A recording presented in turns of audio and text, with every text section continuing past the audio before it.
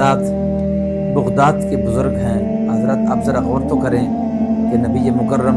صلی اللہ تعالی علیہ وسلم کے غلاموں کی جو قصے ہیں، جو نبی پاک علیہ السلام کے غلاموں کی جلوتیں ہیں، خلوتیں ہیں، ان کا قول و فعل ہے، ان کی زندگی ایک کھلی کتاب کی طرح ہوتی ہے۔ انسانوں سے تو پیار کرتے ہی ہوتے ہیں، مگر اللہ کے جو نیک بندے ہوتے ہیں وہ ان کا طرہ امتیاز ہے کہ وہ جانوروں پر بھی ظلم نہیں کرتے، جانوروں سے بھی پیار کرتے ہیں۔ حضرت ذی بقار اسی طرح حضرت شبلی رحمۃ اللہ علیہ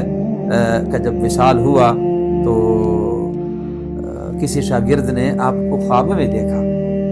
اور خواب میں ان سے سوال کیا کہ حضرت رب ذوالجلال نے کیا کیا آپ کے ساتھ، کیا یار اللہ نے کیا سلوک فرمایا آپ کے ساتھ؟ تو حضرت شبلی نے فرمایا کہ میرے اللہ کریم نے بخشش کی بھیک سے مجھے نواز دیا ہے، کرم کر دیا ہے، مہربانی فرما دیا ہے۔ تو شاگرد نے حضرت شبلی سے عرض کیا کہ حضور گزارش یہ ہے، وہ تو ٹھیک ہے اللہ نے کرم تو کر دیا مگر یہ ہے کہ وہ بہانہ کیا بنا؟ تو وہ حضرت شبلی فرمانے لگے کہ بہانہ یہ بنا کہ اپنے بدعمالیوں کی وجہ سے تو میں پکڑا گیا، اپنے جو میرے بدعمالیاں تھیں، جو میری نالائقیاں تھیں، جو میرے سستیاں تھیں، جو میرے معاملات تھے،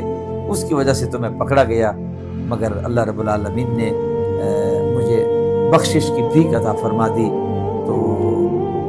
میں سوچنے لگا کہ یہ اللہ رب العالمین نے مجھے کس نیکی کے سبب بخش دیا۔ تو میں سوچ رہا تھا کہ میں تہجد گزار بھی تھا، نمازی بھی تھا، روزے دار بھی تھا، صوم و صلات کا پابند بھی تھا، ذکر و فکر بھی کرتا تھا، تلاوت بھی تھی، تسبیحات بھی تھے، جہاد بھی تھا، سارے نیکیاں تھی۔ اچانک آواز آئی کہ اے شبلی، جو کچھ تو سوچ رہا ہے نا، ان میں سے ایسا کوئی عمل نہیں ہے جس عمل کے سبب میں نے تجھے بخشش عطا کر دی ہے۔ تو میں نے عرض کیا یا اللہ پھر سبب کیا بنا، میری بخشش کا بہانہ کیا ہے؟ تو یہ ہے کہ رب ذوالجلال نے فرمایا کہ رات کے وقت میں آپ تہجد کی نماز پڑھنے کے لیے مسجد میں جا رہے تھے، تو بالکل راستے میں جب مسجد کے قریب پہنچے تو ایک بلی راستے میں موجود تھی جو سردی سے کانپ رہی تھی اور بہت یہ ہے کہ وہ بھوکی پیاسی تھی، سردی سے وہ تڑک رہی تھی اور بہت عجیب طریقے سے اس کی جو کیفیت تھی وہ مرنے کے قریب تھی۔ تو آپ نے اس بلی کے بچے کو اٹھایا اور گھر لے کر گئے، اس کو کپڑے میں آپ نے ڈھانپا، اس کو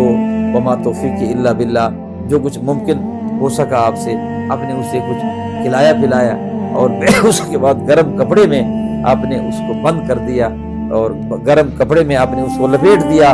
تو وہ بلی بالکل یہ ہے کہ وہ جب گرم کپڑوں میں وہ وہاں بیٹھ گئی تو اس بلی نے تیرے لیے دعا کی اور میری رحمت کو جوش آیا، میں نے بلی کی دعا کی وجہ سے میں نے تیری بخشش کر دی ہے، اور یہ جو باقی